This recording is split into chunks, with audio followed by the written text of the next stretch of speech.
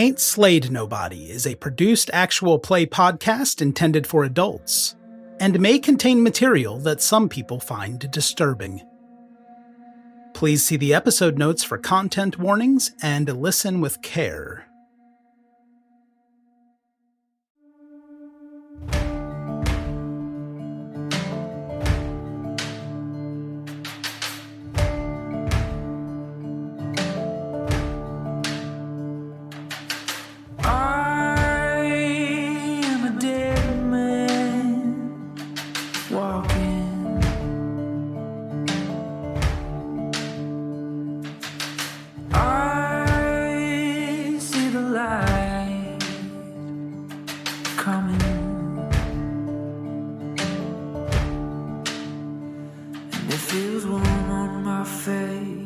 I can't tell, it's gonna burn me down.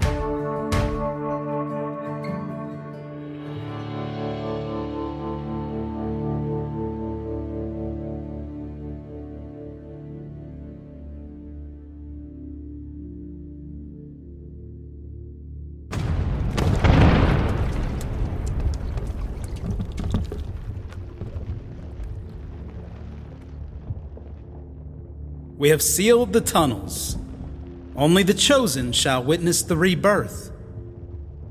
We have seen the trickery of gods who wish to stop what we must do. We rely only on the stars. Ellie, you felt the wooden altar rumble with those explosions as blood sloshed around your body and grizzled bits of meat fell over you. The cloying air inside this box is thick with the taste of slaughter. As Colin Brock smiles down at you through the opening in the lid. He takes a step back, revealing the night sky above.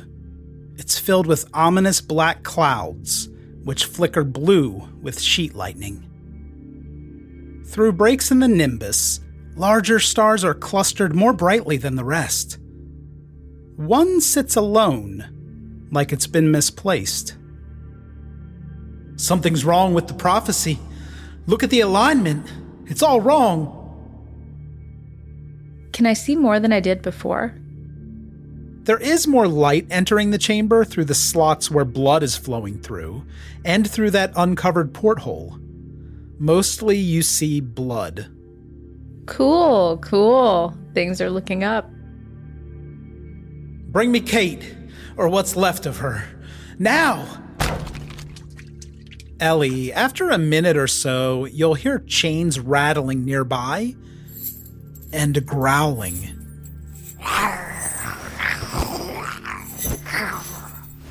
I'll tear you fuckers apart.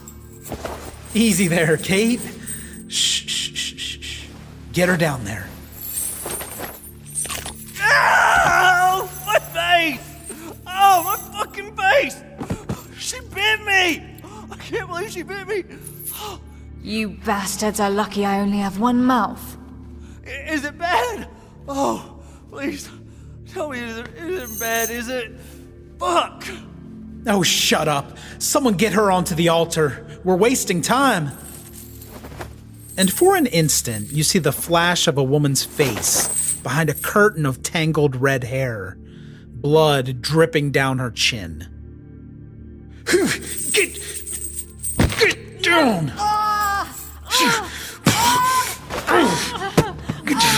Now!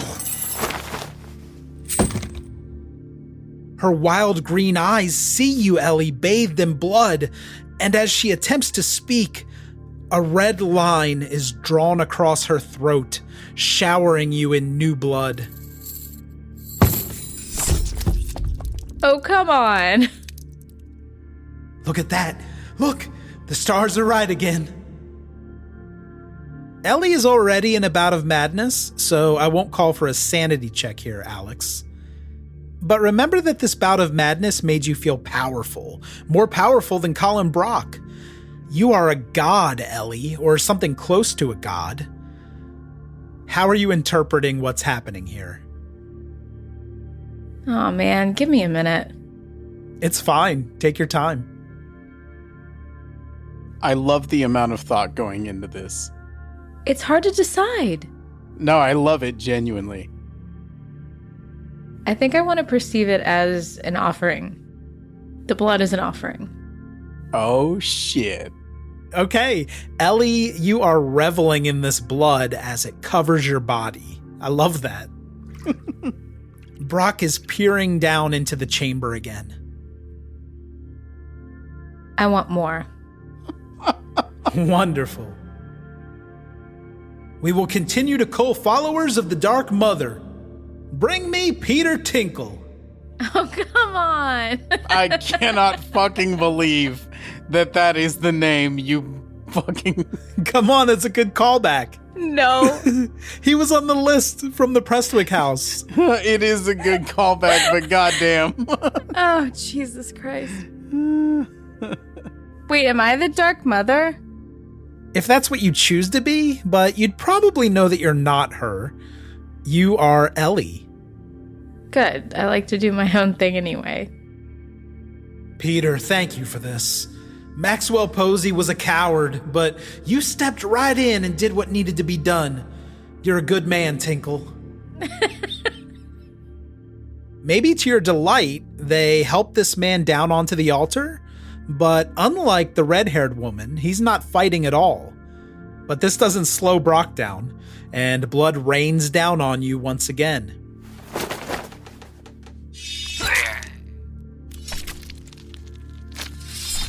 You could swear you saw black mist escape his body with each cut.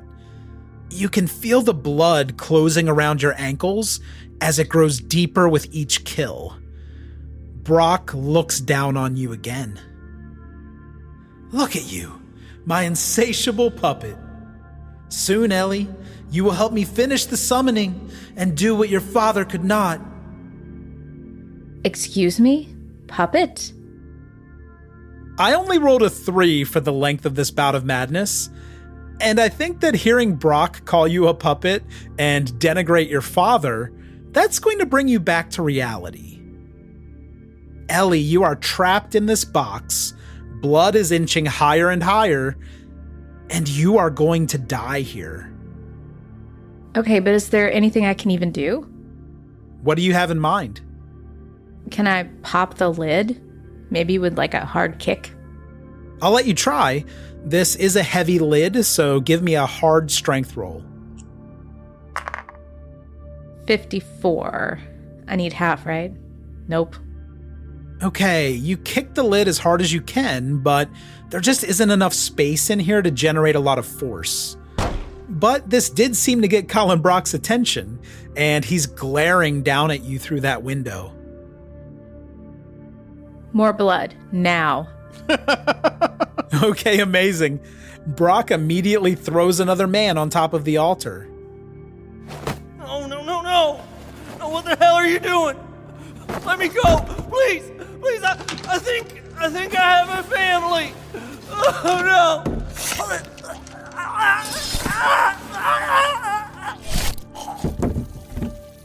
The blood is now a steady flow filling this chamber. Can I use my new skills to, do anything? What about the points I got from the dreams? Oh, sure. The Cthulhu Mythos. What would you like to do with that? I don't know. Can I get help? I'm just gonna call out for help, but from deep within. Okay. You're gathering your will and channeling everything you've learned from the dreams, Ellie. You find yourself drawing on the inside of the box with blood-covered fingers, painting a ritual of contact. Give it a shot with a Cthulhu Mythos roll. Oh, dear God, 68. Okay. You cried out for help with everything you had, but it's inaudible, and nothing happens. Would you like to push the roll? Yeah, okay. This is not the way I die. Let's push the roll. How are you pushing the roll? What are you going to do differently? Can I drink the blood? You've made choices. Let's go for it. Okay, you're going to drink the blood, but why? No, let me get some of the blood in my mouth and spit it at the window. At Brock. Okay, I love the imagery so much that we have to do this. Maybe your defiance can stir something. Okay. 31 this time. Oh my god, your mythos is 32. Ellie, you spit out the blood and it sprays the glass just above where this blood is funneling into the chamber. Okay. And then a voice creeps into your ear. So you've decided to call on me after all these years, child. Yikes. Okay, let's check on Johnny, who was about to leave the forest camp, riding on his new dark young Kate. Let's go to Johnny. First, let's establish how Johnny is riding this dark young. There's not exactly a saddle and reins. So what I'm picturing is that I'm trying to find, like, the centermost, frontmost two tentacles, and I'm sort of sitting between them and holding on to them, like one with each arm. Starting to get my sea legs for this whole thing. I hope that there's not, like, a mouth right there, because I know there's a lot of mouths. You're right, there are a lot of mouths, but none of them are in your immediate vicinity on top of the dark young. But speaking of sea legs, give me a constitution check for Johnny. Okay. 64, my constitution is 55. Okay, I doubt you have that much luck left. I do not.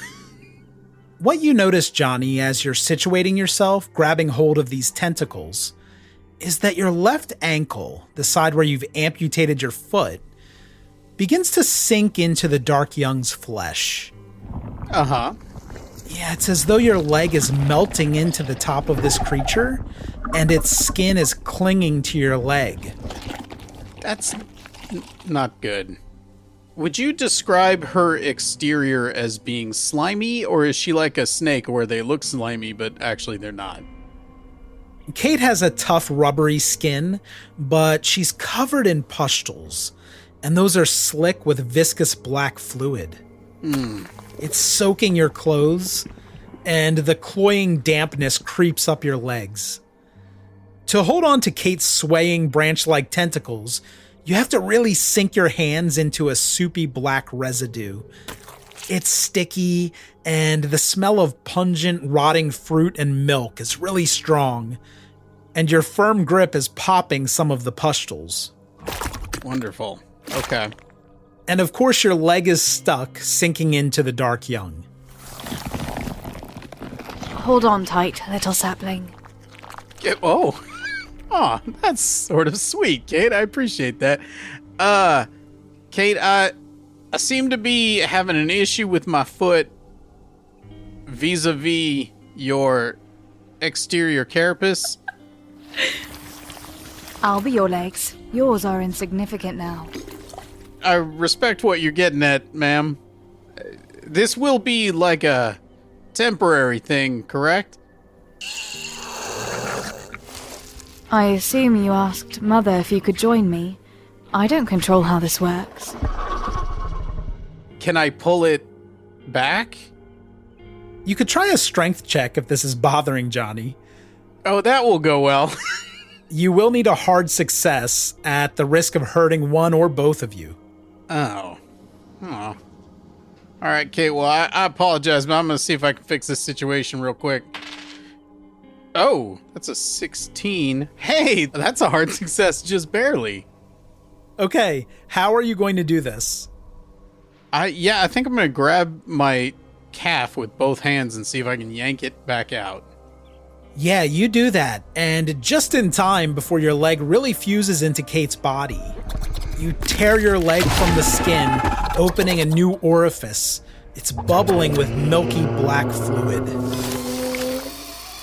Bastard! What are you doing up there, you bad fucking seed? Just extricating myself from the situation. I think we have it under control. I'm sorry, I lost my temper. But try not to do that again. I'll make you as comfortable as I can. Now, where are we going, my tiny twig? I liked sapling better. What we're doing is we are heading to the town of Olvido. There is a very bad fella in that town, and suffice it to say that it is clear he is too powerful for me, and that's where you're going to come in, and perhaps by our powers combined, we can resolve this situation and save what is left of my friends. I did try to go north before. Mother sent me after someone called for her, but they've sealed the town. I could not enter. Good news there. I have taken care of that situation, so we ought to be right as rain heading in there. I am starving. Perhaps a light snack before we begin? She rolls one of those tentacles up and around the midsection of Paws, who's trailing behind.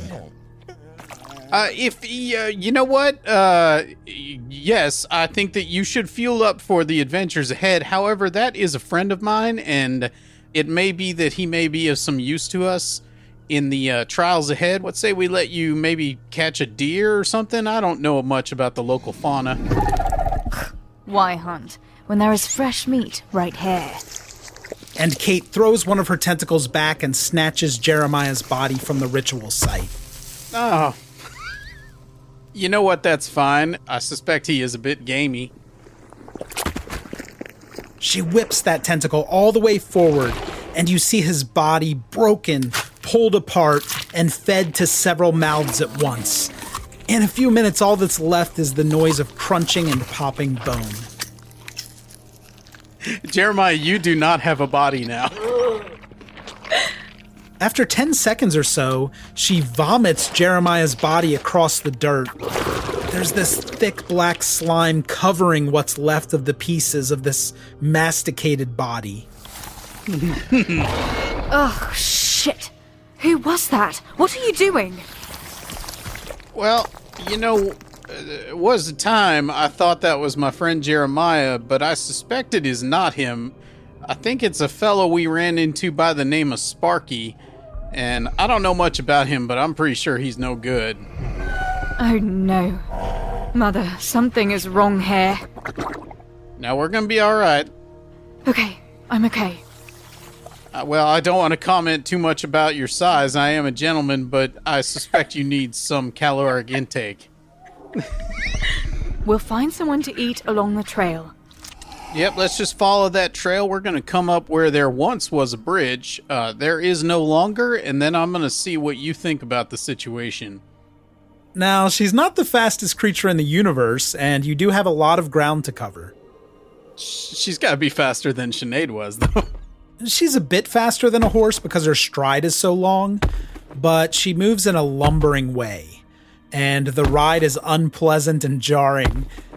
At this pace, you'd probably arrive in Olvido in the dead of night. Sure. As you ride, Johnny, every so often, Kate uses her tentacles to brush your cheek or tousle your hair.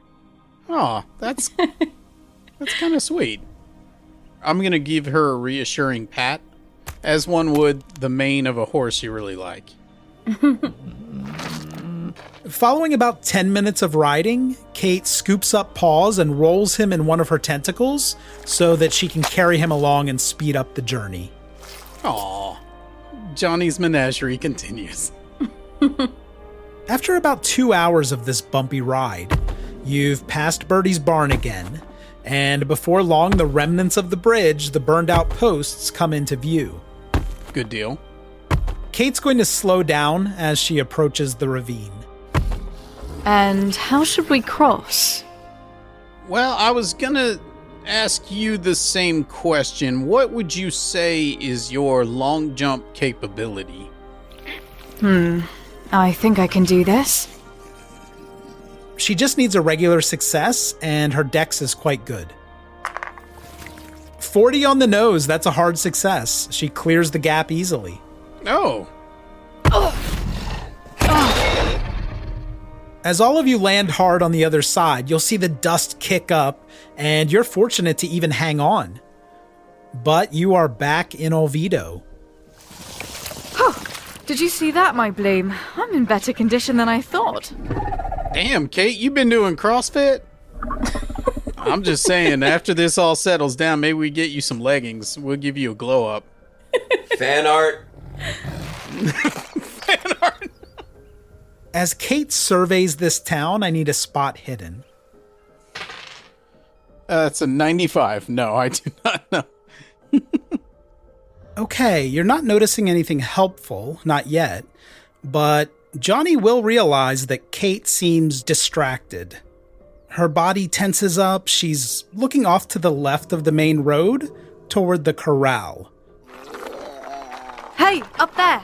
Little tree, do you mind if we stop here for a snack? I've held out as long as I can. You know, I feel like I need you absolutely battle ready, and I don't think carb loading is the appropriate term here. Let's go get you a snack. Kate moves more quickly than you've experienced so far, and she tears through the fences in a burst of dust and splintered wood. Fuck yeah. She rips through the horse barn and wraps up a dappled horse and a smaller brown horse in her tentacles. Without hesitation, she shoves them into two separate maws. And Johnny, you can hear and feel their bones snapping beneath you as you rock up and down. Oh. Taste. Bloody. Lovely. Sorry about this, my equine friends. I am normally a lover of animals, but, you know, we'll call this a means to an end. Oh, that's so good.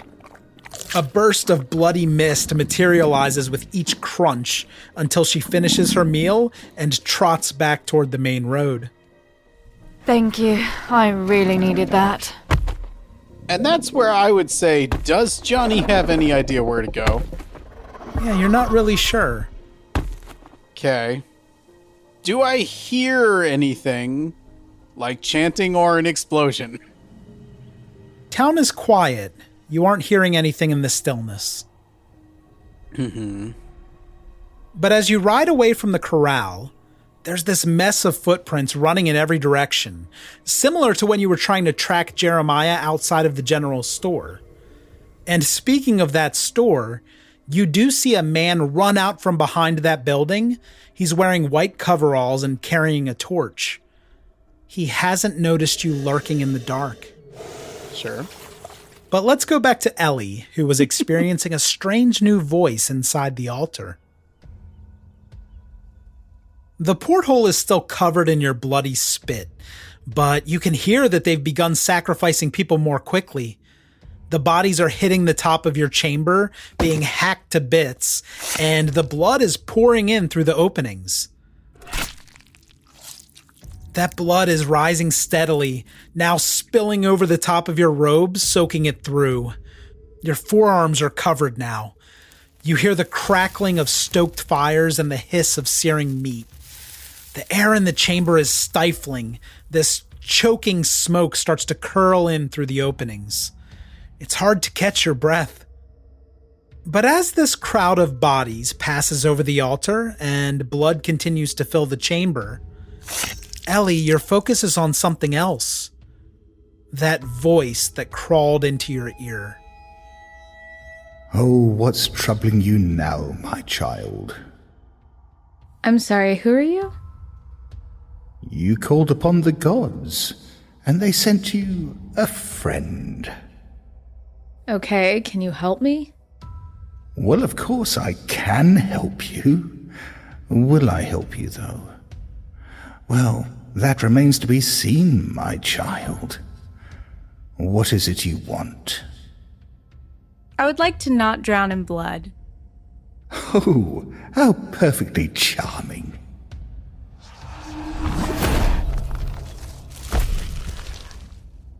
With a sickening lurch, you are no longer confined to the box. You're outdoors. The hot burning air of that altar chamber and those maddening chants are replaced with stale and oppressive silence. The sky is filled with gray clouds that stretch to the horizon. They veil you in the blue-gray of twilight. Underfoot, the dead ground is littered with long shadows, being cast from nothing, it seems. And it takes you a moment, but you realize that you're standing on a mesa in some kind of twisted desert. Strange animal bones are sparsely scattered across the sand. You've been hitting that peyote.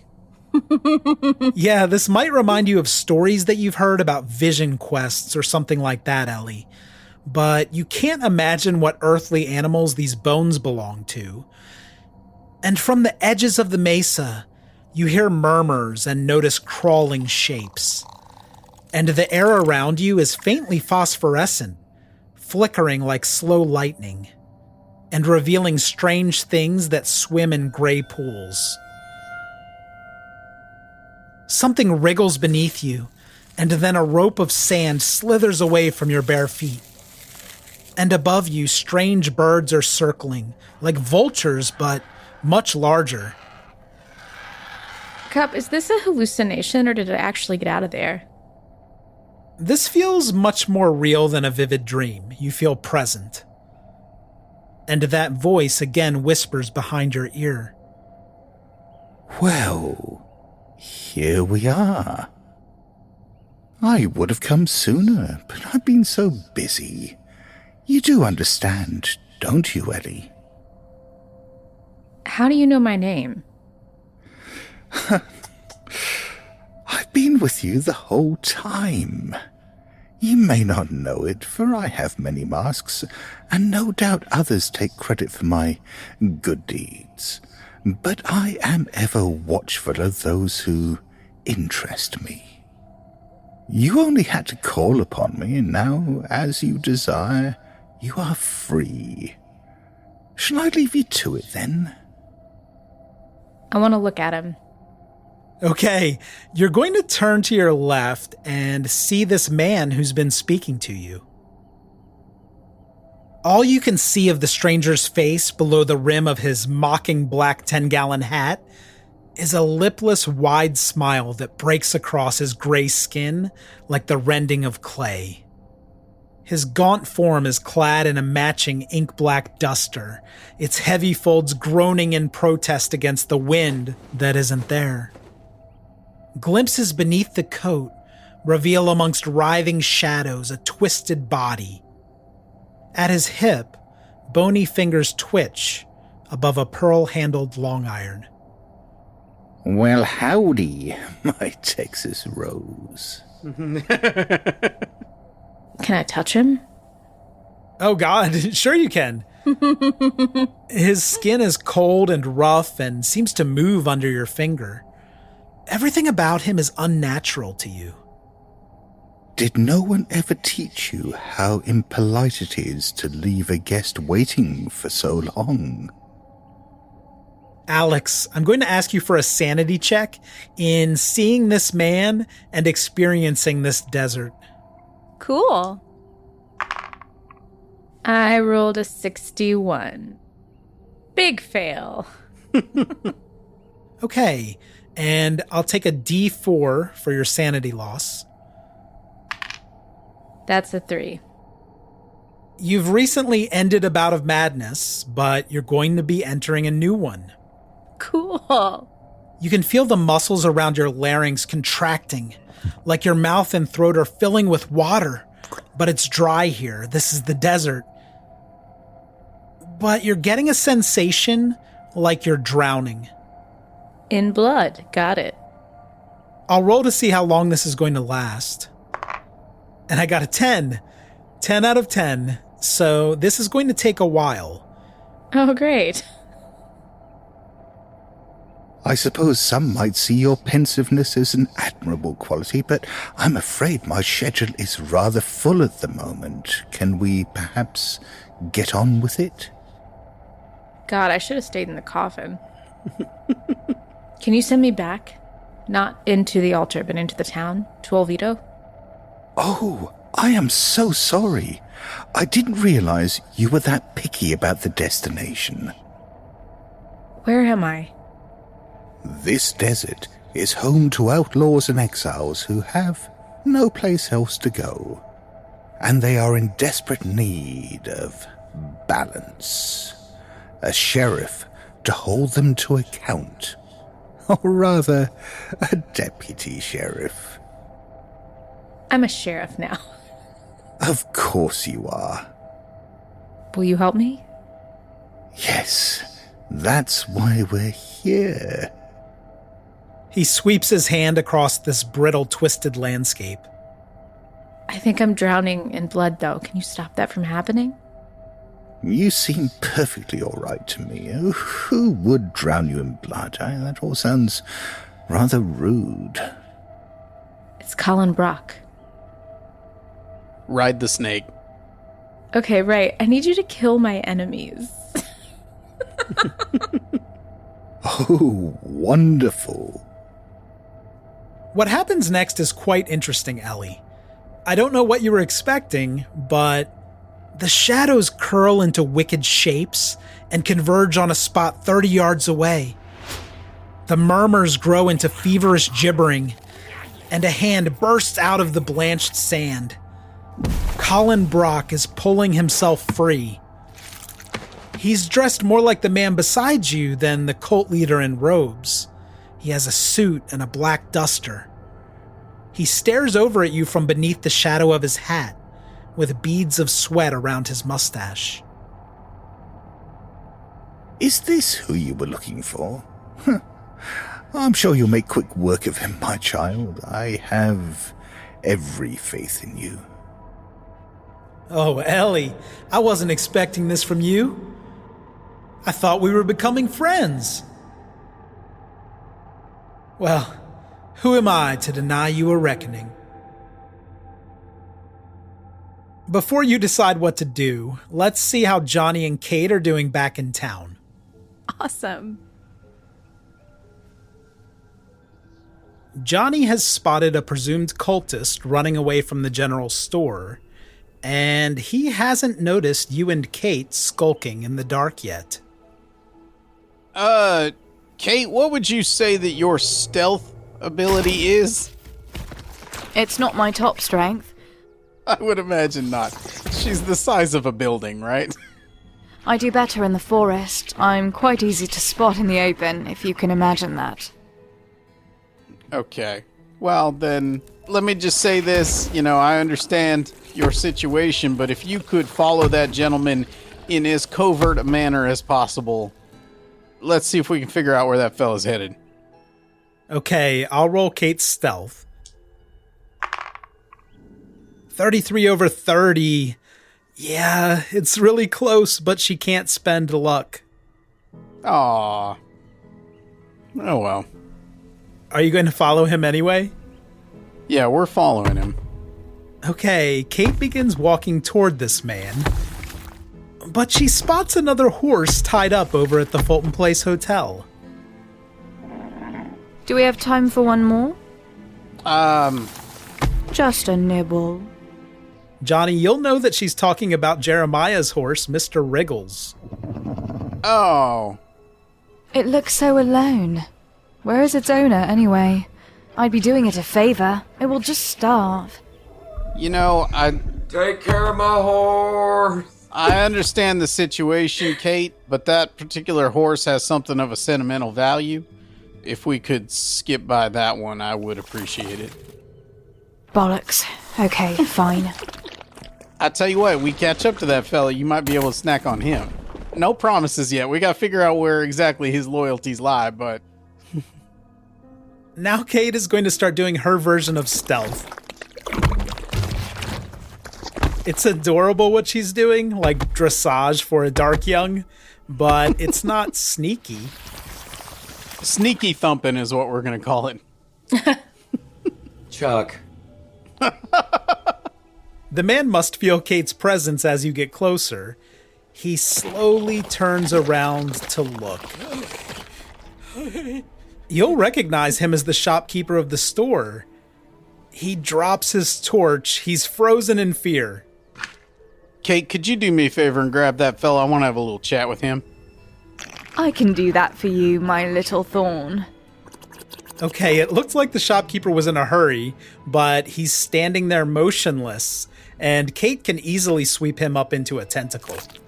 And she'll raise him up into the air, just below your eye level, Johnny. And here you are. Do I remember this guy's name? We never remember his name. I think it started with E. Hey there, friend, you remember me? His mouth is hanging open. He's trying to put words together. I would assume. Oh, I sent your letter. You did send the letter, you promise? Yes, I swear I did. Please let me go. All right. Now here's the deal. My friend here, she's got a powerful hunger. You understand? He's sweating profusely, shaking uncontrollably as Kate squeezes him even more tightly. Now, might be as I can, and I cannot promise this, and I mean that sincerely, might be I can talk her out of making you into a little bit of a cowboy luncheon, if you know what I mean. But I'm going to need you to shoot me straight. I need you to tell me where Colin Brock is right now. Okay, give me Intimidate with 2 bonus dice, since Kate is assisting you in a big way. Okay. Well, we're going to need the bonus die there. And we're going to need the other one. That'll do it.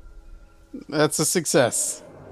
You can sense that he's reluctant to tell you, but he's also in a very tough spot, I'd say. He points off toward the mountains. Sure. I'm running late. I heard someone broke into my shop and, well, they're in the mines. Everyone's in the mines.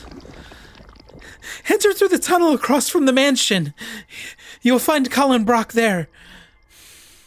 What is a way I can dispose of... I don't want to kill this guy, but I don't want him running to the mine and warning others, although I don't think that he'll outrun us.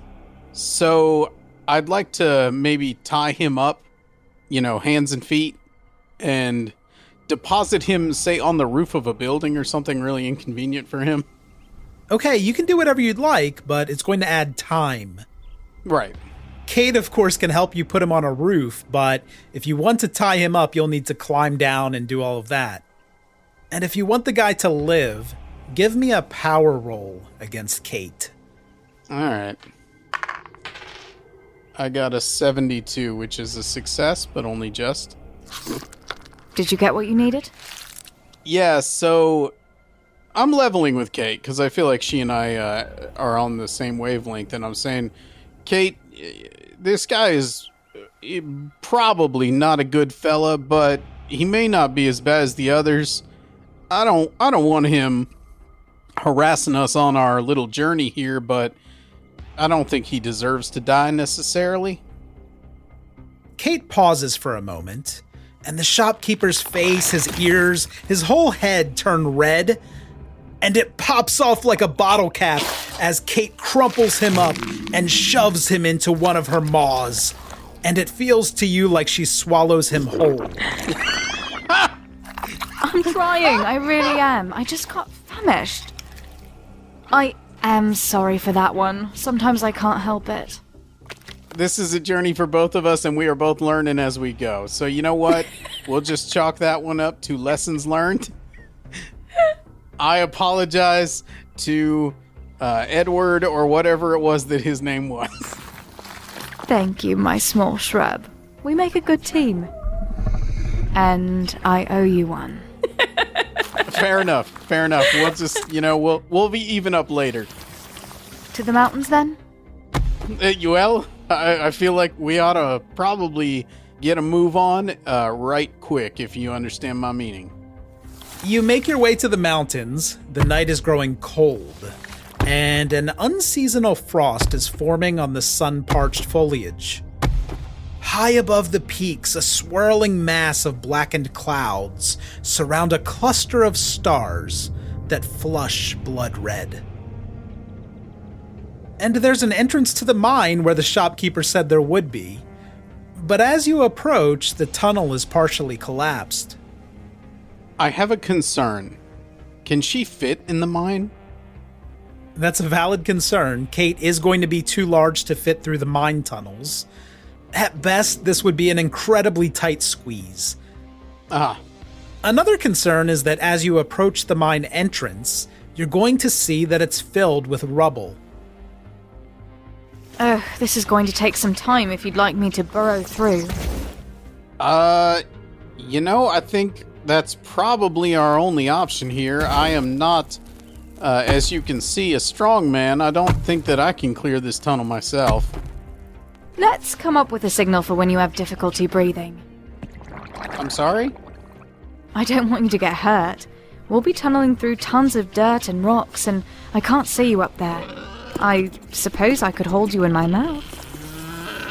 No, and I appreciate your concern. What do you say we go with the old shave and a haircut, and I knock on her hide? Okay, I was going to suggest the same thing. And Kate will tear away the wooden posts framing the entrance, and then begin using her tentacles to clear rubble. She's starting to dig through all of this heavy, loose dirt. And of course she's good at this. She digs herself into the ground all the time. But she is slow. Let me see if she needs to roll for strength. Oh god, no. Strength won't be an issue. I would hope. I mean, Father Flint was like a 70. She tears at the ground with long tentacles that work their way into the rubble like roots, and she pulls free the fallen stone. The tunnel looks unstable as the debris is being cleared, but she creates just enough headroom for you, Johnny. Kate is grunting and struggling. This is long, difficult work, even for her. Oh, we're doing well, my little bud. It shouldn't be much longer now. Kate is looking for an end to the tunnel. Chuck, give me a navigate roll for Johnny. See if you can help her at all. That's a 27. My navigate is 50. Oh, cool. That's a success. Do you want to spend 2 points of luck for a hard success? You'll get there a little faster. I think I'm going to save it. A success is not a not success. Okay, sure. Save your luck. Kate continues to burrow through the caved-in mine, and you begin to hear muffled chanting. Then pinpoints of light and a broth of sickening smells enter the tunnel. Kate bursts through into a large circular chamber. The room is filled with feverish chanting townsfolk, and at their center, standing atop an altar, is a man in red robes. His body is contorting like he's being pulled by non-existent ropes. You'll recognize him from the mansion courtyard. This is Colin Brock.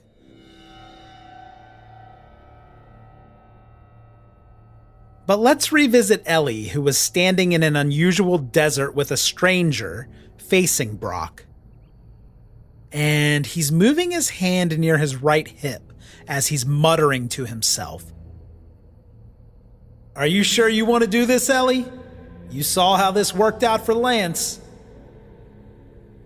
Who is this Lance? Does he consort with the gods as well? And Ellie, you're dressed like the sheriff again, your badge glinting in the unseen sun. You know you can outduel this man. This is what you've spent most of your adult life chasing. This moment. I guess I'm gonna try to kill him. Fuck yeah. Don't worry, child. I'll make sure he plays fair. You're a small man on a power trip, Colin. And this is over. I admire your moxie. You've got more courage than your father ever did. Maybe we can strike a deal. No, I don't think so. We deal in lead, friend. Oh, nice. Brock nods, then stands silent across this mesa. Suddenly, he reaches for his gun, Ellie. He peels it out of the holster, and his .45 flies up to the level of your chest. Can I draw? Yes, almost instinctively at the first twitch from Brock, you rip your pistol from your hip and fire your gun at the same time as Brock. But the guns make no sound, and the bullets are like silent beams of dust and light exploding from the barrels. Alex, this is a little different from a conventional duel, and I think we'll let this play out as a best of 3 opposed power rolls, if that sounds good to you. Yeah, I'm okay with that. Okay, give me your first roll. 46. Oh my god, I rolled 82, and Colin's power is 80. You're at 50, so you've barely succeeded. You won the first round straight up against him. Sweet. You see this yellow cloud swirling around Colin, and he throws down his pistol and grasps his stomach like he's in pain. He looks up at you, Ellie, surprised, and his lips continue to move. Your friend appears a little uneasy. Perhaps next time you call upon me, make it for something a little more challenging. He's not done yet. And you're right about that, of course. Nice shot, Ellie. I like you. I think you're ripe with potential. What do you say we end this? Get back to Olvido. Talk it through. That's what I'd say if I were losing this badly. Not that I would lose this badly. We'll end this, Colin. I can promise you that. Brock grimaces at that and moves his left hand toward a second gun. Ellie, you have one on your hip too, loaded and ready. I'll fire on him again. Let's have another round of power rolls. I got a 23 this time. Hell yeah. Oh, it's a good roll, but I've tied you with a hard success. 33. Wow. Since Brock has the better power number, he's going to win this round, even though you outrolled him. Fuck you. Are you serious? Yeah, it's tough. That's bullshit. But with that, as this silent blast from his gun strikes you in the chest, Ellie, you feel like something is trying to rip you inside out. At the same time, the sensation of drowning intensifies. Your vision is failing. Your eyes are starting to cloud with blood. Oh ho. Apparently we underestimated him, Ellie. I'm not really sure you can win this on your own, and it's such a pity after you started with such promise. Help me beat him then. As charming and persuasive as you are, child, I am not altruistic by nature. I think I want something out of this. That's only fair, isn't it? And he pauses to think for a moment. Meanwhile, Brock throws his gun to the ground and seems to be reaching out toward you now with his bare hands. Agree to serve my will, Ellie, and I will spare you on behalf of the outer gods. The Great Ones are selfish and will surely frown upon this little reprieve I offer you. But I do like you. Standard offer. Alex, mechanically, this would give you 2 bonus dice on this last attempt. Yeah, but then I'm like beholden to this scary gray man. Yeah, it's not an easy decision, but it could be good for you, just in a different way. I can't trust you. The true mark of somebody playing a tabletop role-playing game is telling the game master, well, I can't trust you. Oh, me? I thought you were talking about the stranger. You would. I liked it better when I thought I was a god. As you consider this offer, Ellie, a flash of lightning seems to tear the sky apart, illuminating the floor beneath the mesa. On the desert sand there, you see writhing creatures crawling their way up to the edges of the mesa. And faintly, you hear them clattering, almost cheering you on. We believe in you, Ellie.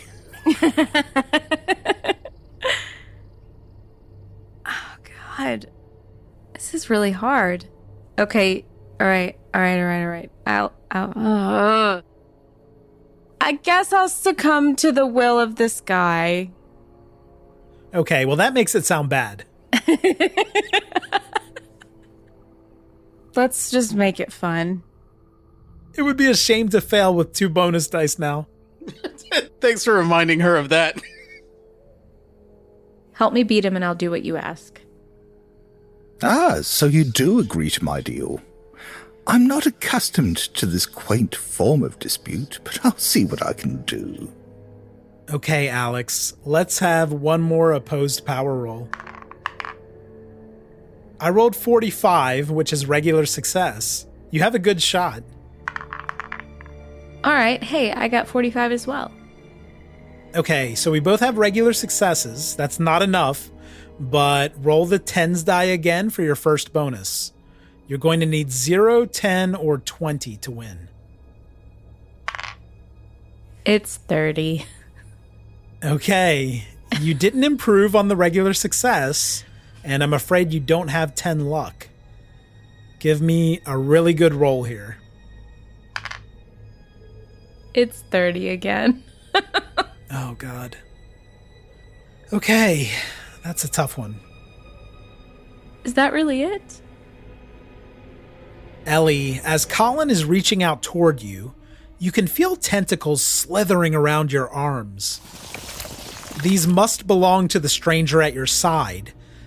And those tentacles shoot across the sand, kicking up clouds of dust. Then they begin to wrap around Brock. One of the tentacles slinks around his neck and begins to push through his lips. You're sure this is going to kill him. But at the last moment, Brock clasps his hands around the tentacles, and they disintegrate to an ashy mucus. Oh, he's good. Brock cracks his neck and looks up to lock eyes with you, Ellie. He slowly raises his left hand toward the swirling gray sky, and you feel a pounding sensation in your chest. It's intense, and it feels like your insides are trying to break through your body. Something is boring into your chest, Ellie, as Brock's eyes glow like black fire. Hush-a-bye, Ellie. He's 30 yards away, but it feels like his hand is inside your chest. Brock is squeezing your heart. And you fall to your knees, clutching your chest, before flopping lifelessly to the gray sand.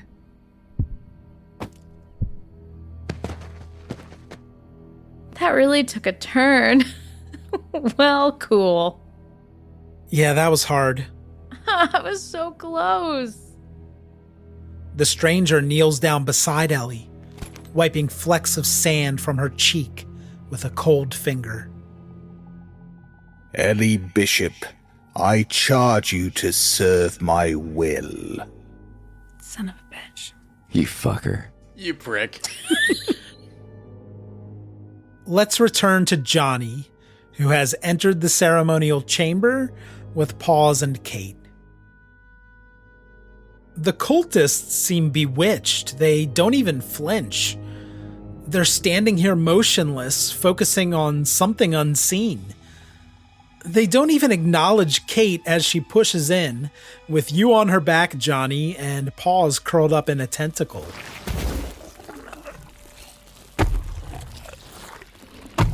Colin Brock's eyes are rolled back in his head, and you can see his skin shrivels before you.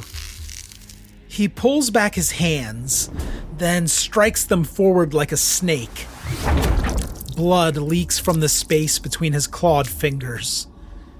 He smiles, then pulls forth a heart like a magic trick. Cupping the heart in both hands, Brock begins to eat. Johnny, you are all standing in this new opening Kate made in the chamber, watching this man revel in this heart. And Johnny's gonna yell out, Colin Brock! Even though he didn't notice your group as you emerged, he is noticing you now. His eyes have returned to normal, or something resembling normal, you're getting his attention. Excuse me, this is a private affair. And if you're here for Ellie Bishop, I'm afraid you are a breath too late. Brock holds out a half-eaten heart, like he's offering you a bite. Then he steps down from the altar and places the heart onto the lid, into some kind of bowl or carving. And with his left hand, he raises a thick curved blade over the altar and strikes it down into that heart, severing it in a spray of blood. The cultists are transfixed. They groan and wail and begin chanting once more.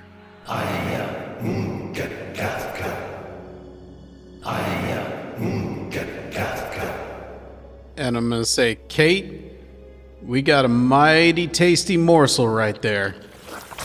Oh, yeah. Can I have all of them? Yeah, but let's start with that one. And I'm going to point at Brock. You get that one? It's all you can eat, baby. The old bugger? Scrawny, but I need to start somewhere. Kate carves through the cultists. She's making her way through the cavern toward Brock, knocking over a brazier that spills angry orange coals and charred chunks of sacrifices. You see burnt remains resembling something vaguely feline. The pillars, carved with unsightly markings, seem to writhe as the opening to the sky fills with black mist, and that begins to cascade down into the chamber. Kate tramples everyone in your path as she cuts a line to Colin Brock. He stares at the dark young, trying to gather his will, his hollowed black eyes reflecting an endless void rather than the soul of a man. His depleted strength is obvious to you. Sallow, withered skin. He's decomposing in front of you. You might kill me, but it won't matter. The work is done. The gate is opening. Aya Mgepgathka. Aya Mgepgathka. You and Kate will both notice an energy. It's concentrating into a crystal that Brock wears around his neck. And his hands seem to illuminate under the stars. Kate is going to respond and begin vocalizing something you haven't heard from her before. And as she does this, you see Brock's skin begin to harden like petrified wood. Chuck, this might be more fun if you roll for Kate. Brock and Kate are attempting to use magic against each other. Yeah, that's fun. Oh, wait, let me get the good dice out for this one. I rolled a 71.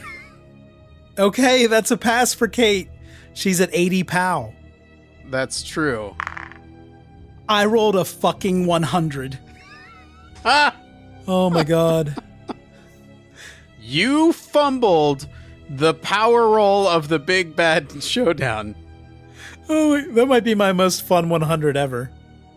Brock is feebly trying to cast whatever spell he's directing at Kate, but the energy keeps sputtering out in his hands, and you can see his necklace dimming, then brightening over and over.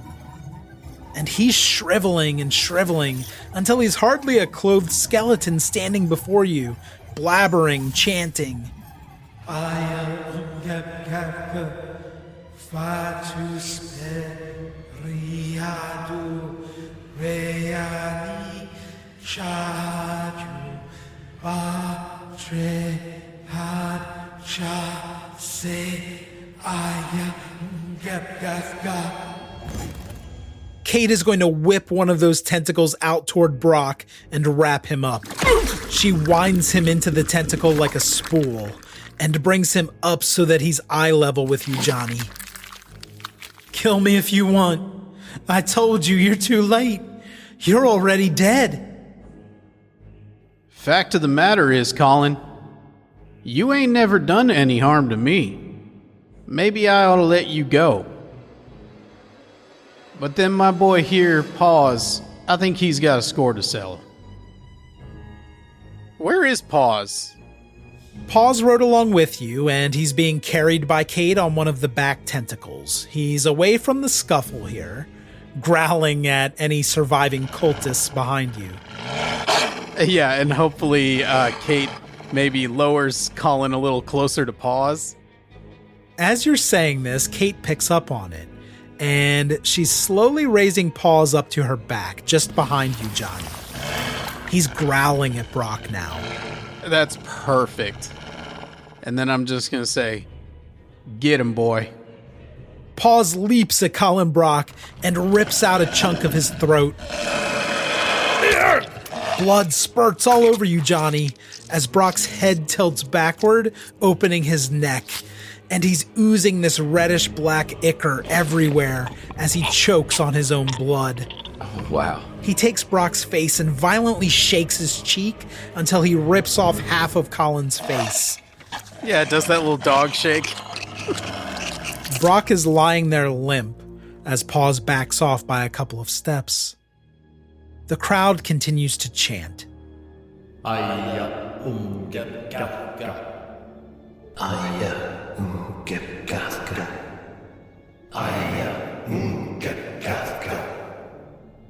Then somehow, in a last effort, like he's channeling their strength, Brock's head snaps back into place, and he attempts to lunge at you, Johnny, with his arms outstretched. Die! Quick as a flash, Johnny's going to pull out that letter opener out of his boot, and he's going to stab him right in the heart. And when you do that, this is a magic item. Colin Brock's body disintegrates to dust. The letter opener falls to the ground, and the black mist continues to swirl. All right, beautiful. Why don't you go ahead and have yourself a snack? Ding, ding, chow time, baby.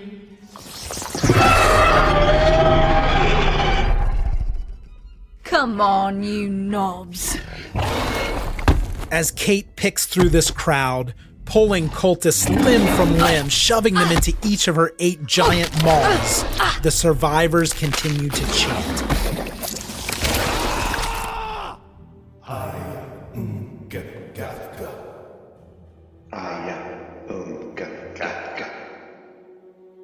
And as they chant, the black mist from above continues to fill the room. Kate is making quick work of these people, but something is happening. Something has been set in motion.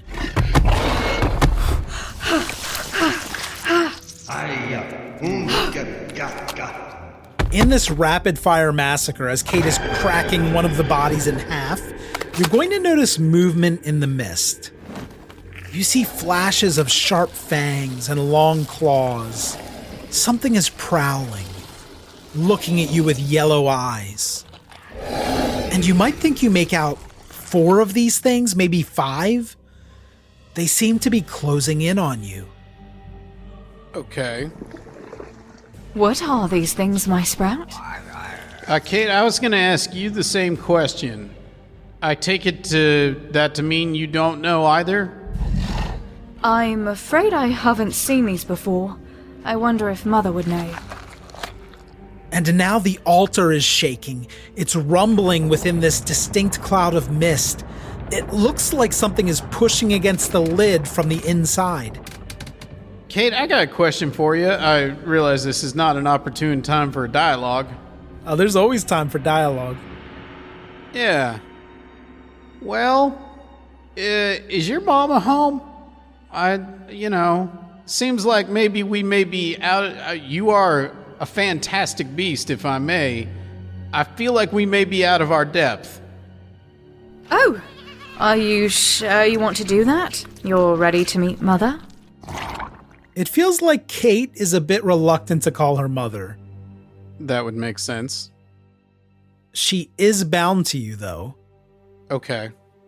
Chuck, do you want to do this? Yeah. I'll say, Kate, reckon we might see if Mama's home. Yes. Let me try that. This won't occur in English to Johnny, but Kate will attempt to summon the Dark Mother. Give me a power roll on behalf of Kate. Sure. Okay. I rolled a 6. Okay. Grow Darth Crow Morth Shabul Datok. Grow Darth Crow Morth Shabul Tatok. Odu Mongsar Gong Kador Kruth. Gra Gok Go Grok Kruk Shabul. Kate screams and draws shapes in the earth with several tentacles, like a child with a stick. The patterns, however, are hard to hold in your mind. They seem to grow by themselves. The symbols are bleeding together. Bursts of air create pockets in the encroaching mist. Kate completes the calling with a chittering of her many maws. It is very odd to Johnny.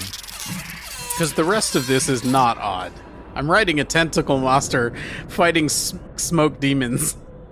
It's pretty normal shit. Uh-huh. Beyond the dark clouds, the rumbling thunder is silenced as the call is answered.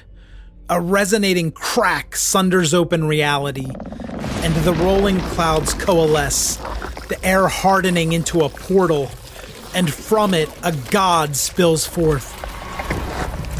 Legions of seeking roots grow from a yawning maw in bursts and starts, pausing on gnarled joints before shooting off in another direction.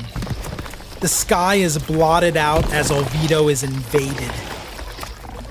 Earth is shaken loose in the chamber as these strange roots punch deep into the world. They erupt from the walls and climb in from the opening above. The mist ebbs and twists as the creatures within are lanced to the floor and fed upon. As they die, the air in the chamber clears. Without the mist, it's obvious to Johnny that these are more tentacle than root.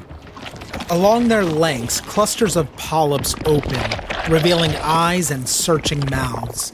They open and close in an almost sensual way. It may be lost on Johnny that this is sensual. You were doing so well. Some of the tentacles bloat and distend, ending in hooves, as if ripening into new nightmares. Johnny real quick glances at those and then glances down to look at Paw's hooves. Sort of like that, yeah. Slime sloughs off the network of tentacles, splashing to the floor like diseased rain eating into the earth. Where it touches the dead, bones grow, bursting from flesh into glistening canopies, budding with fresh veins. One of the appendages crushes the altar, and from it, a malformed figure crawls and reaches out toward you with shiny tendrils, Johnny. But the whipping tentacles of a true, uncaring god above smear this creature over the walls. I hope you're ready. Hang on tight. I can honestly say I am as ready as I will ever be.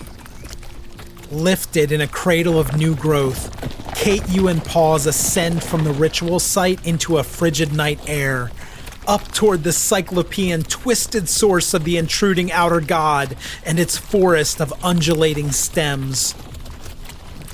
Johnny can see only a mere fraction of its form, the detail lost to distance and darkness. Give me a sanity roll for Johnny. No.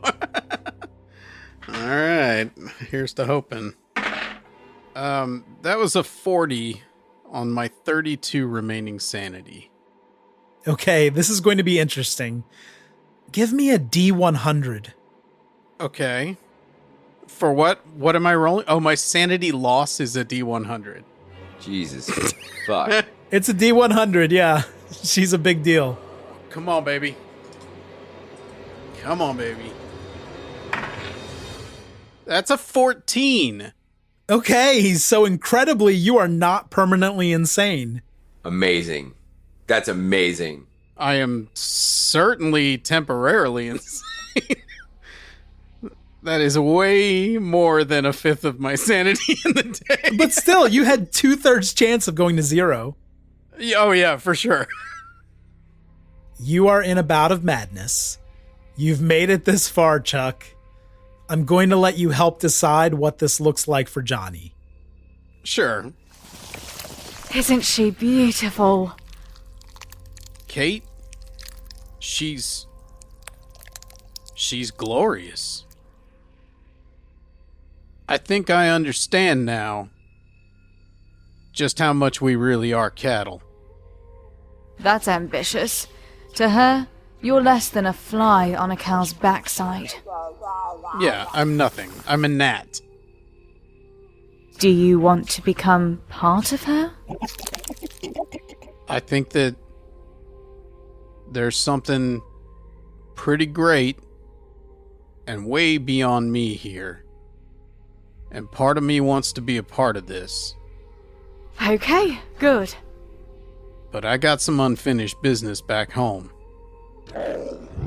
You think you could ask your mama if we could go on one last ride? I don't think Mother cares what we do. I know she doesn't care what you do. Some parents are like that. That makes sense to me. You want to stay here, then? Yeah, I think I do. And I'll stay with you. For sure. And Kate is going to communicate with her mother in the way that they do.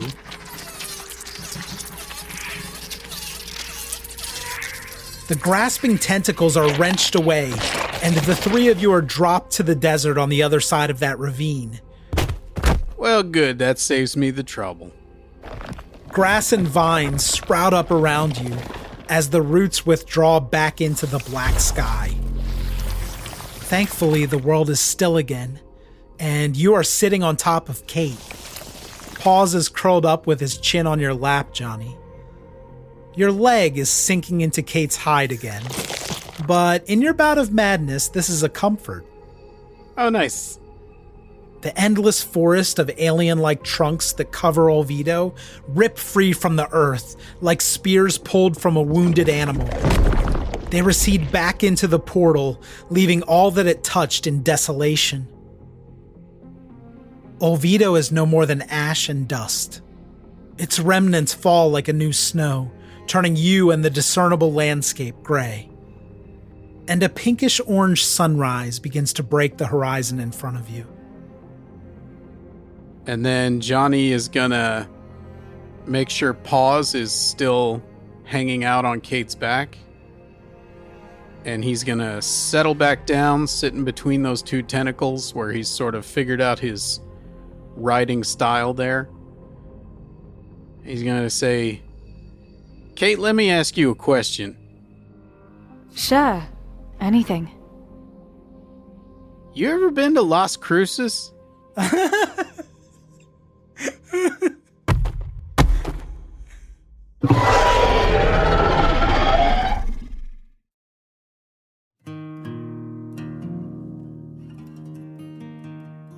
Before he bound the dark young, Johnny rode past the remains of the barn where you all found Birdie originally. He discovered a burned out frame, heaps of ash, and a corpse among the debris. I'm gonna assume you was one of the bad people, so fuck you. Once Johnny and Sinead are clear of the barn, a woman with her face wrapped in scarves steps forward. She unrolls a blanket to cover a clearing in the rubble. She has a baby secured to her chest. This is Ida. And she sets little Birdie down on the blanket, then grabs a shovel that survived the fire. Chuck, you're looking at me funny. Can a shovel survive a fire? No, but also I'm angry at you for whatever you're about to say. Yeah, the handle is very brittle, but she's doing her best. And Ida starts to dig, and dig, and dig, until she's satisfied with her work. She lifts Birdie from the blanket and cradles her tenderly. Probably best if you just forget him now. You're better off on your own. People like that got nothing to offer you. They'd just try to live through you anyway, soaking up everything you could ever be until you're old and dried out like them. And that ain't no way to live. Then she sets her down inside the hole that she just dug. If my mama taught me anything, it's that children grow into wondrous things. If you plant them deep enough. Oh my God. Go to therapy.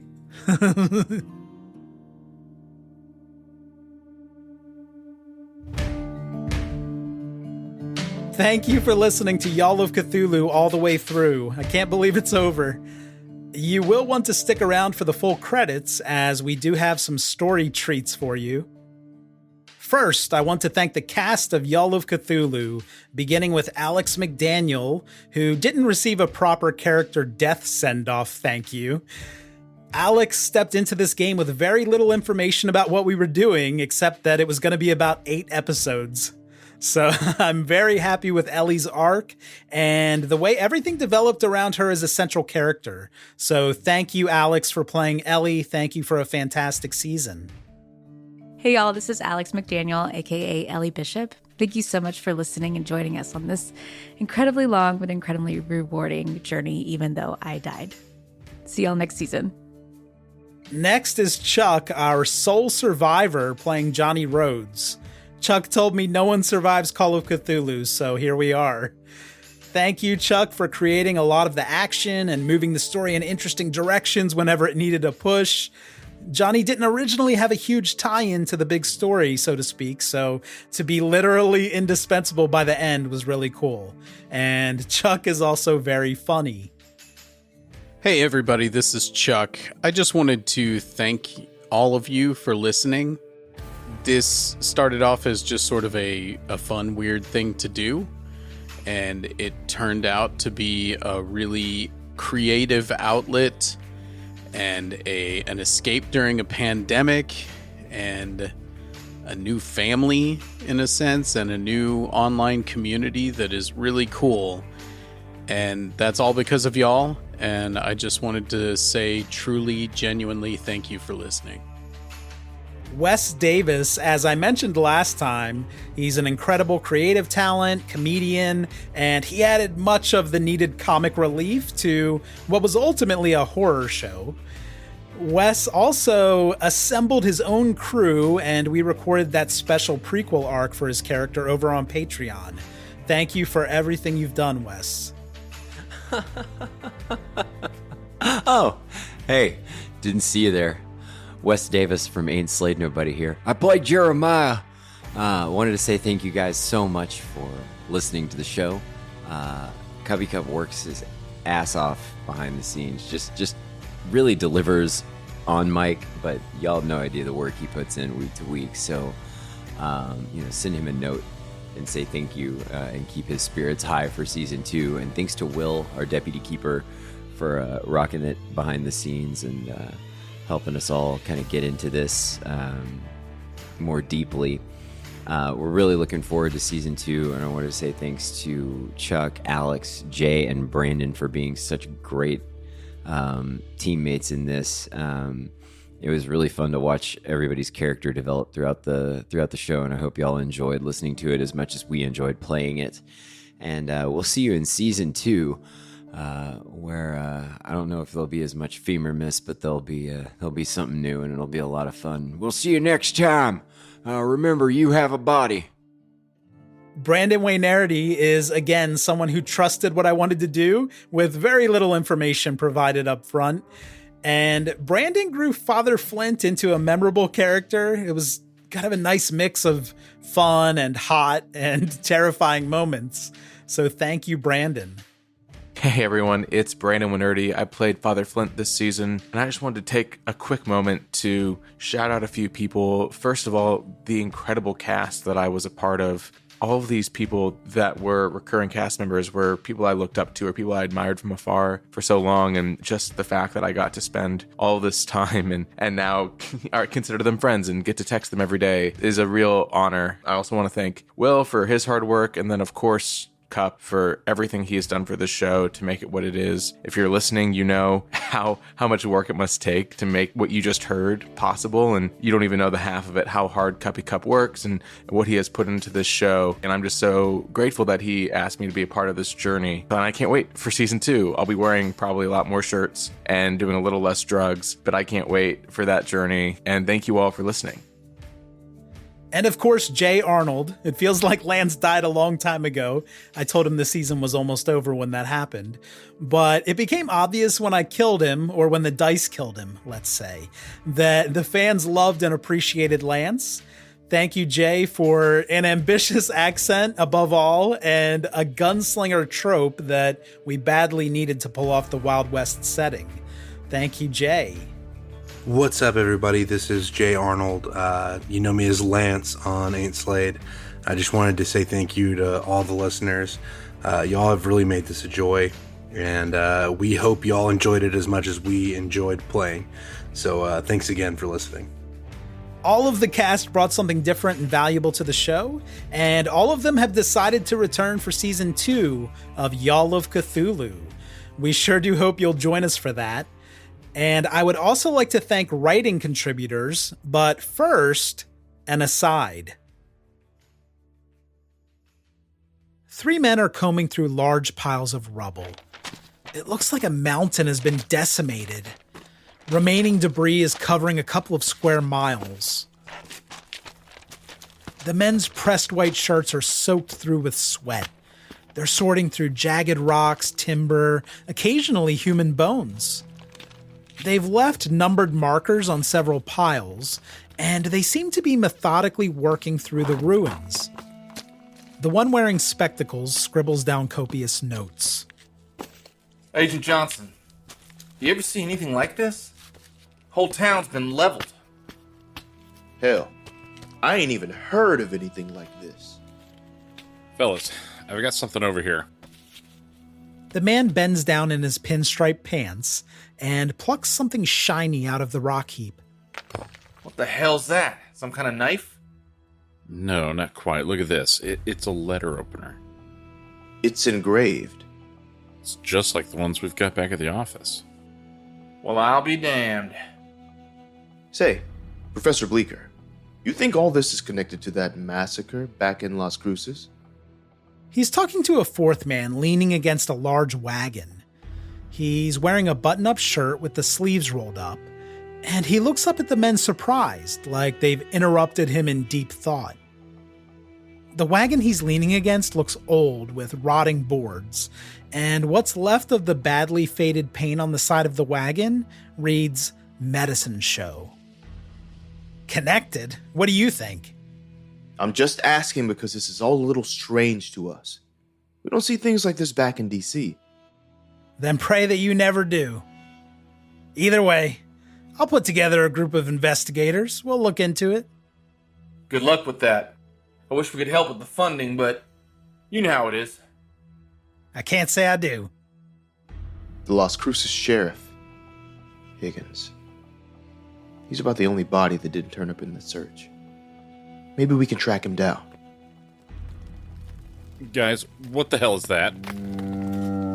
There's a rustling as a massive shadow forms above the debris. Mother of God! Suddenly a beast charges toward the men. They narrowly dive out of the way as this creature runs between them and keeps going. Is that a giant camel? Damn thing must be 20 feet tall. Actually, it was only about 10 feet. Let's continue the thank yous with Will Bazer. Will heard that we were creating this RPG podcast, and he reached out to me to see how he could be involved. I was originally going to run an original scenario for the first episode, and then transition to Shadows over Stillwater. I think that would have been really good, but not nearly as special as doing the custom arc that Will eventually talked me into. It was a pain in the ass, of course, but I think we're better for it. And Will created a big lore story that drove the plot forward. He invented Umgep Gathka. And Will made numerous setting elements like towns and NPCs. Will was also involved in a ton of back and forth, especially at the beginning. And of course, he memorably played Professor Wilkinson. So thank you, Will, for everything you've done. Hey, y'all. It's Will Bazer here, the Deputy Keeper. Thank y'all for riding with us for the past 2 years. I really appreciate y'all enjoying the story and listening through. Big shout out to the cast here, and another big shout out to Cuppy Cup, the man himself. Thanks to everyone. We'll see y'all next season. I would also like to thank Graham Patrick, who I met on Discord a little less than halfway through the first season. Graham worked with Will to conceive the original Dark Young encounter at the campsite, and ever since that episode, he's been so valuable to the show. Graham conceived and improved many scenes in the second half of the season, especially in the endgame. Graham is so well connected to the Cthulhu mythos and the horror genre, and he was exactly what we needed as we amped up the scares in these final episodes. Graham is joining us to write for season 2, and I'm super excited to have him along from the beginning. Thank you, Graham. Hello there. Thanks for listening to season 1. It's been great fun being involved in the writing and seeing all the mad theories on Discord. Big thanks to Cup and the cast for letting me be involved, and I hope to see you in season 2. I'd also like to thank Rena Henze, Scott Dorward, and Kat Jenkins for additional writing support. Whenever I needed advice on improving a scene or making an idea scarier, they were there for me. They've all been nagged by me at various points throughout the season, and all of them have made major contributions to Ain't Slayed Nobody, not just here on Y'all of Cthulhu, but outside of this as well. So thanks to the three of you. And Rena will be joining us in the main cast of Y'all of Cthulhu for season 2, so I'm incredibly excited to add them to our dynamic group of players. We also have a series of Max Hammett mysteries on the way featuring Rena. If you don't know who Max Hammett is, you will.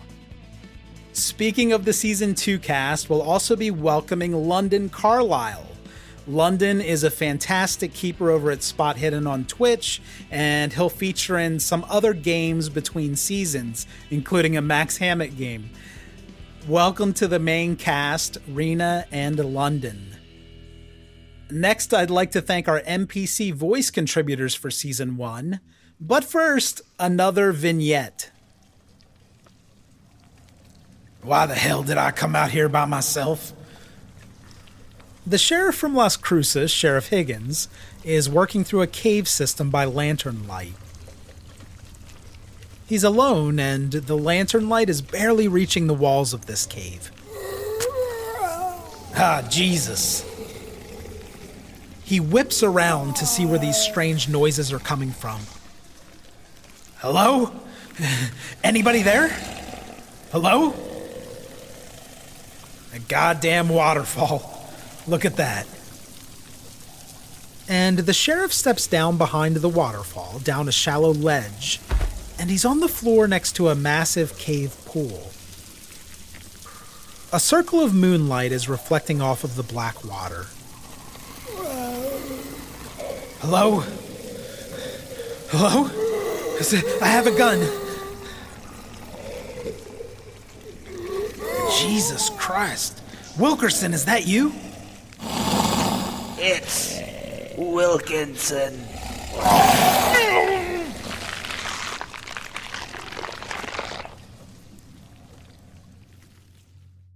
We had so many talented people involved in creating Y'all of Cthulhu, and I'd like to thank our voices.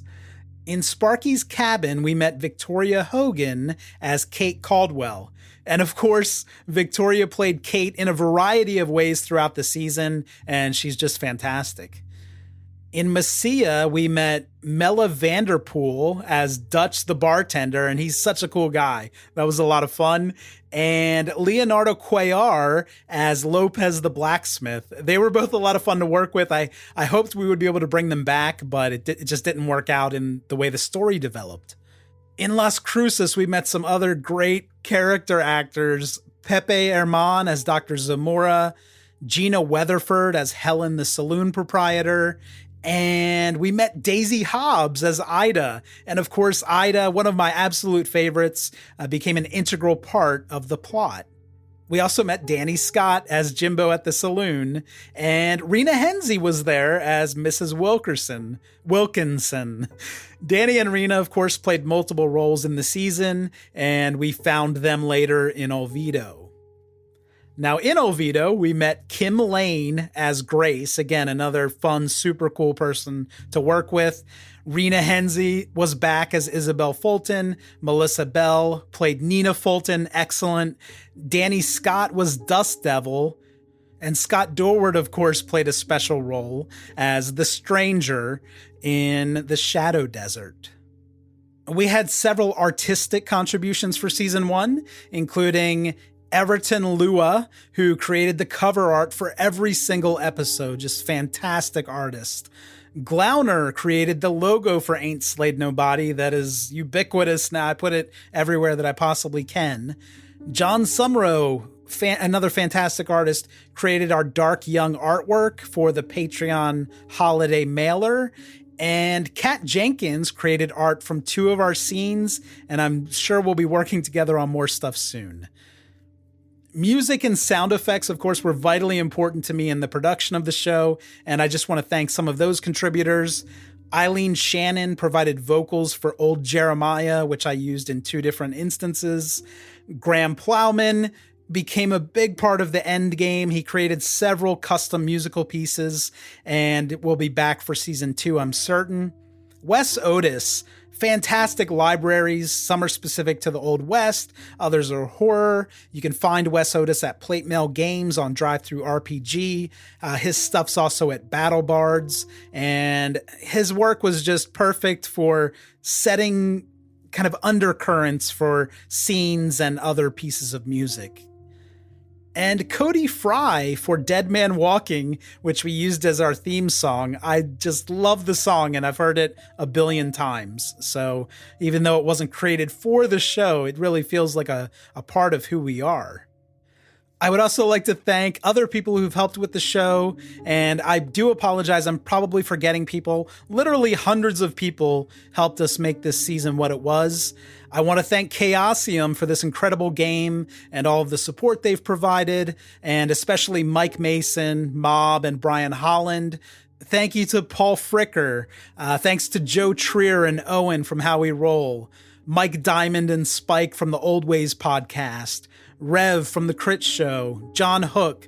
Alex Gattaca, Spider Queen Long, Mini Titan 10, The Mellow Sign, Chernabog, Mary Lou Berrig for coming up with Birdie in our Patreon NPC contest, Daniel, Pengthulu, Graham Walmsley, our Discord community, which you should join, slade.me/Discord. Come chat with us. The Good Friends of Jackson Elias, the How We Roll Discord, both of those communities are fantastic. The Call of Cthulhu subreddit. And I really must thank my wife, who she wouldn't want to be named, but if she ever does listen, thank you for your endless patience and support for the show. I was working 30 or 40-hour weeks, all on nights and weekends, so it's been incredibly taxing. Thank you to the families of everyone involved for shuffling schedules and everything else that just helped us reach the end of this chapter. We do have another epilogue coming, but first I want to thank the Patreon posse, as I was pouring money into countless things that I thought would make Ain't Slayed Nobody better. The patrons were there, always giving me this massive boost. Thanks to y'all, we're going to have new recording equipment for players and a paid cast in Season 2. We are also pushing for those bi-weekly episodes, so please join us at patreon.com/ain'tslayed to make that possible. I want to thank our top patrons, but I'm going to do it a little differently by looking at lifetime contributions. I can't read all of the names, but I do want to highlight top contributors, regardless of whether you're still in the posse.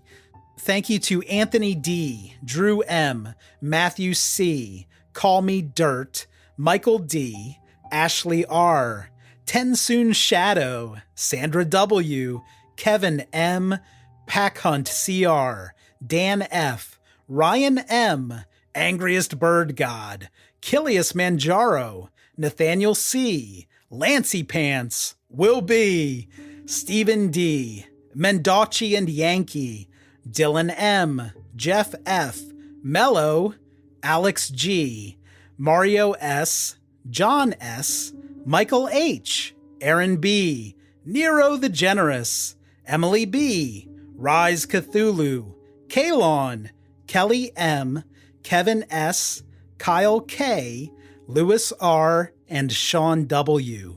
I will now thank the newest members to the posse: Paco777, Chuck, Brolin G, Chris T, David W, Elara C, Noops, Andrew C, Nathan P, and Jerry.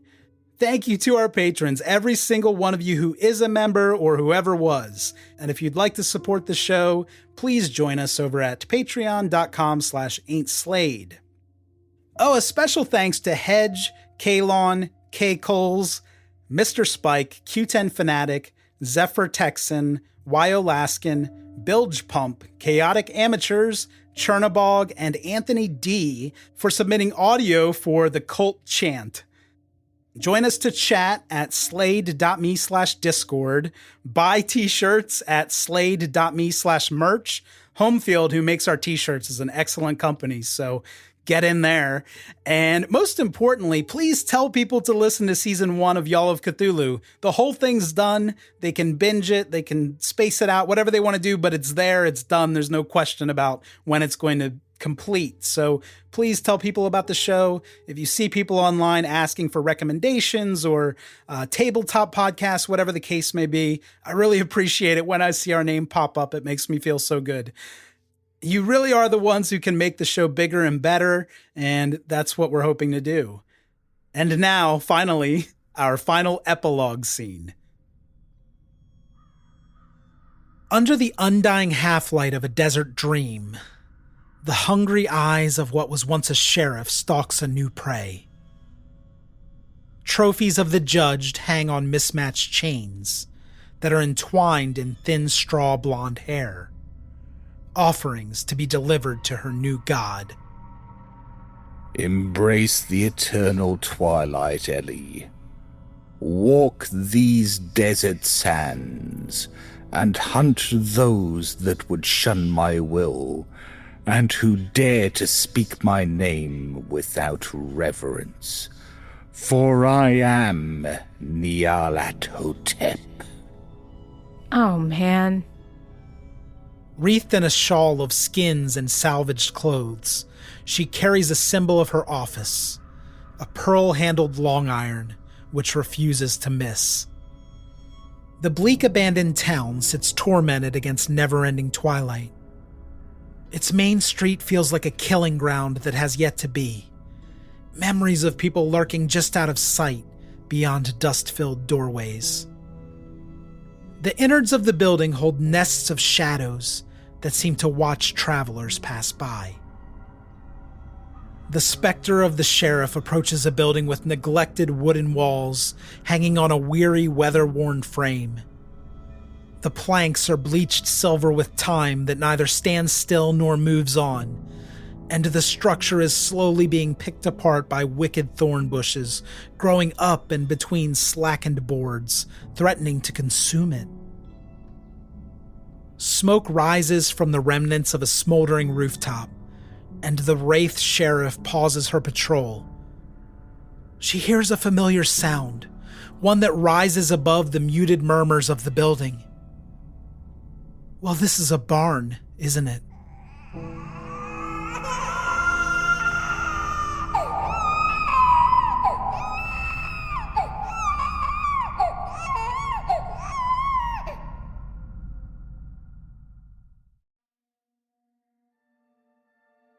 You are listening to Ain't Slayed Nobody. For ad-free episodes, heaps of bonus content, and special programming, please join our Patreon posse at patreon.com/ain'tslayed. Or subscribe to Ain't Slayed Nobody Plus at Apple Podcasts. See the show notes for full credits, and help us grow by posting friendly reviews and spreading the word to your friends and followers. Thank you, and good luck out there.